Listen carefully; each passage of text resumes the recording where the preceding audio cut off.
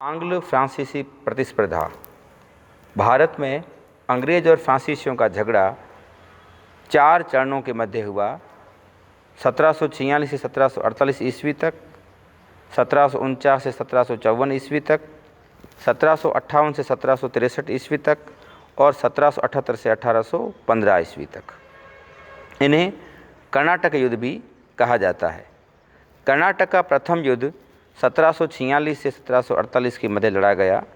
यह युद्ध यूरोप में ऑस्ट्रिया के उत्तराधिकार युद्ध का विस्तार था। ऑस्ट्रिया के उत्तराधिकार का युद्ध 1740 ईस्वी में प्रारंभ हुआ। बॉर्नेट के नेतृत्व में अंग्रेजी नौसेना ने कुछ फ्रांसीसी जलपोत पकड़ लिए तथा पौंडीचेरी स्थित फ्रांसीसी गवर्नर डुप्ले ने मॉरिशस के फ्रांसीसी गवर्नर ला बोर्डाने की सहायता मांगी। ला बोर्डाने ने मार्ग में अंग्रेजी नौसेना को हरा दिया तथा भारत आकर उसने मद्रास को घेर लिया। मद्रास ने आत्मसमर्पण कर दिया। ला बोर्डाने बहुत सा धन लेकर मद्रास को अंग्रेज़ों को वापस कर दिया, लेकिन बाद में डुप्ले ने मद्रास को फिर जीत लिया। मद्रास, जिसे फोर्ट सेंट डेविड कहा जाता था, को डुप्ले जीतने में असफल रहा। एक अंग्रेज स्क्वाड्रन ने रियर एडमिरल वॉस्कावे के नेतृत्व में पौंडीचेरी को जीतने का असफल प्रयत्न किया। कर्नाटक का प्रथम युद्ध सेंट टोमे युद्ध के लिए भी प्रसिद्ध है। सेंट टोमे का युद्ध फ्रांसीसी सेना तथा कर्नाटक के नवाब अनवरुद्दीन के नेतृत्व में भारतीय सेना के बीच लड़ा गया। इसमें कैप्टन पैराडाइज के अधीन एक छोटी सी फ्रांसीसी सेना ने, जिसमें मात्र 230 फ्रांसीसी तथा 700 भारतीय सैनिक थे, के विरुद्ध महफूज खां नेतृत्व में, जिसमें 10,000 भारतीय सेना के सैनिक थे, को अडयार नदी पर स्थित सेंट टोमे के स्थान पर पराजित कर दिया। यूरोप में एक्स ला सैपल की संधि द्वारा ऑस्ट्रिया के उत्तराधिकार का युद्ध समाप्त होने पर भारत में प्रथम कर्नाटक युद्ध समाप्त हो गया तथा मद्रास अंग्रेज़ों को पुनः मिल गया। हैदराबाद के निज़ामुल मुल्क, जिसने वहाँ पे स्वतंत्र राज्य की स्थापना की थी, कि 21 मई 1748 को मृत्यु हो जाने पर उसका पुत्र नासिर जंग वहाँ का निज़ाम बना तथा उसकी उत्तराधिकार को उसके भतीजे मुजफ्फर जंग ने चुनौती दी। कर्नाटक में भी नवाब अनवरुद्दीन व उसके बहनोई चांदा साहब के बीच सिंहासन को लेकर विवाद था। फ्रांसीसी गवर्नर डुप्ले ने मुजफ्फर जंग को हैदराबाद की सूबेदारी तथा चांदा साहब को कर्नाटक की सूबेदारी का समर्थन किया।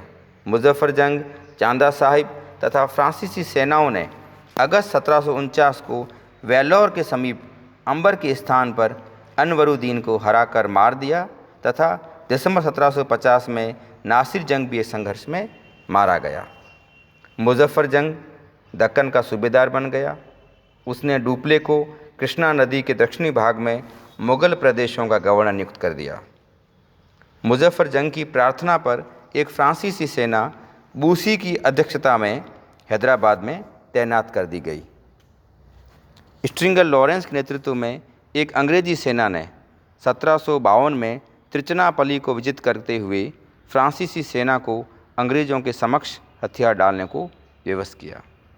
तंजौर के राजा ने धोखे से चांदा साहब की हत्या कर दी। इसी कड़ी में 1754 में फ्रांसीसी सरकार ने डुप्ले को वापस फ्रांस बुला लिया और उसके स्थान पर गोडेहू को गवर्नर जनरल बनाकर भारत भेजा। 1755 में फ्रांसीसी एवं अंग्रेजी कंपनियों में संधि हो गई, किंतु यह संधि अस्थायी थी। मुजफ्फर जंग भी फरवरी 1751 ईस्वी में एक छोटी सी झड़प में मारा गया। उसके बाद दक्कन का सूबेदार सालार जंग हुआ। यूरोप में फ्रांसीसी एवं अंग्रेज़ों के मध्य 1756 से 1763 के मध्य संघर्ष प्रारंभ हुआ तथा इसकी छाया भारत में दोनों कंपनियों के मध्य कर्नाटक का तीसरा युद्ध 1758 से 1763 में हमें दिखाई देती है। फ्रांसीसी सरकार ने अप्रैल 1757 में काउंट लेली को गवर्नर बनाकर भारत भेजा। लेली ने 1758 में ही फोर्ट सेंट डेविड या मद्रास को जीत लिया। उच्च यूरोपीय व्यापारिक कंपनी के पर्यवेक्षण में कासिम बाजार नगर में 17वीं सदी में सर्वाधिक मात्रा में रेशमी धागे का उत्पादन किया। एशियाई जेलों में सामुद्रिक क्रियाकलापों के लिए यूरोपेतर व्यापारियों को अनुमति प्रदान करने वाले दस्तावेज कारताज कहलाता था। यूरोप नमूने पर सैनिक प्रशिक्षण का सूत्रपात करने वाला प्रथम देशी राज्य मैसूर था। मीर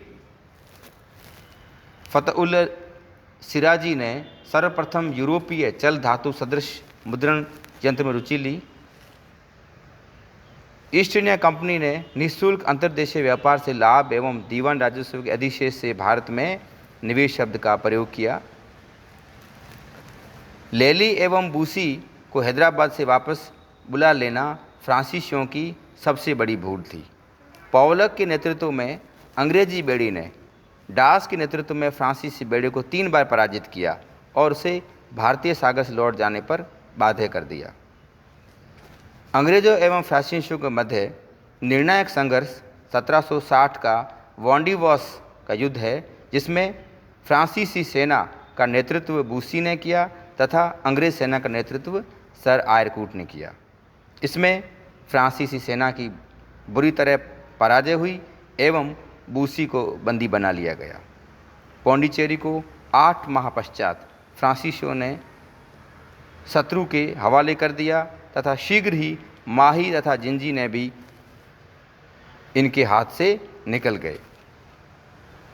1767 में ब्रिटिश संसद ने अंग्रेजी कंपनी को आदेश दिया कि वह 4 लाख पाउंड वार्षिक अंग्रेजी कोष में दिया करे। द्वितीय कर्नाटक युद्ध के दौरान अंग्रेजों एवं फ्रांसीसियों के बीच हुई संधि पर डुप्ले ने कहा, गोडेहू ने अपने देश के विनाश और असम्मान पर हस्ताक्षर किए थे। द्वितीय कर्नाटक युद्ध के दौरान लॉ बोर्डिनो पर मद्रास पर आक्रमण करने के अवसर पर सेंट डेविड किले की सुरक्षा के अवसर पर स्वयंसेवक सैनिक की दृष्टि से युद्ध में भाग लिया था। हैदराबाद के निज़ाम सलावत जंग के कुछ अधिकारी जैसे दीवान रामदास पंडित और उसके नए दीवान सैयद लश्कर खां बूसी तथा फ्रांसीसी प्रभाव को हैदराबाद से ख़त्म करने का प्रयत्न कर रहे, किंतु बूसी के प्रभाव के कारण हैदराबाद के निज़ाम ने दीवान लश्कर खां को हटाकर शाह नवाज़ खां को एक नया दीवान बनाया गया। फ्रांसीसी नौसेनापति काउंट डी एचे ने फ्रांसीसी गवर्नर लेली की अधीनता स्वीकार नहीं की तथा लेली के विरोध के बावजूद वह अपने जहाज़ों को लेकर मॉरिशस चला गया। वॉन्डीवॉस के युद्ध के विषय में मैंडार्ड वेल ने कहा है, वॉन्डीवॉस युद्ध ने पिछले 9 वर्षों के कार्य को समाप्त कर दिया और उसने डुप्ले और बूसी के कार्य को एक पक्ष के लिए केवल यादगार और दूसरे पक्ष के लिए केवल आशाएं बनाकर छोड़ दिया।